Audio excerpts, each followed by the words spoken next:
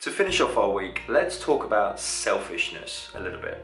And this is a term that may or may not come up while you're following some kind of program. You'll get people around you, friends, family members, other halves, saying you're being very selfish, you're being very self-focused, if you will. The problem with this is, particularly with people like mums who are very selfless people as a whole, they spend their lives looking after other people, this can be a real damaging thing to hear because no one wants to be called selfish. No one wants to see themselves as being very self-involved and neglecting other people.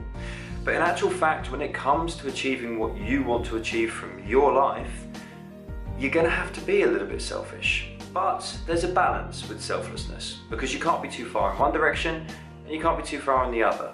To help balance this, what I want you to do is think of a scale. On one end you have selfishness and on the other hand you have selflessness. Now if you go too far in either direction, it's going to cause problems both for your goal and for the people around you. So in other words, if you head too close to the selfishness side of things, then you'll begin neglecting your friends and family.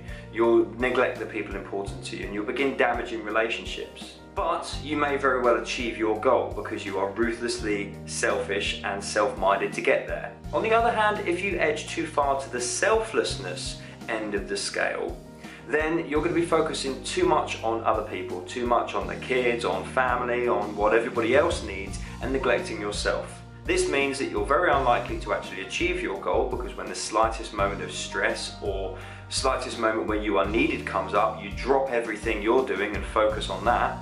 But it also means it's going to be quite damaging for you mentally because you're never thinking about yourself or taking time out for you, which we all need to do.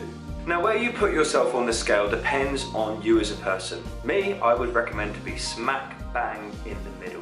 A good balance between being selfish and getting the time that you need to focus on yourself, to put yourself in the right frame of mind, to deal with stress and the program itself, but also selfless enough that you're still allowing time for friends, family, and the people around you. It's by finding this equilibrium between the two ends of the spectrum which will truly put you in the best position to not only reach your goal, but to maintain it afterwards. You've got to find a happy balance between you and the rest of the world. Thanks as always for watching, folks. I will see you tomorrow night on the next video at 7 PM. Hopefully you're enjoying these new collection of videos, and if you are, do feel free to leave me a comment down below. And of course, share them with your friends if you think they'll help. All the best.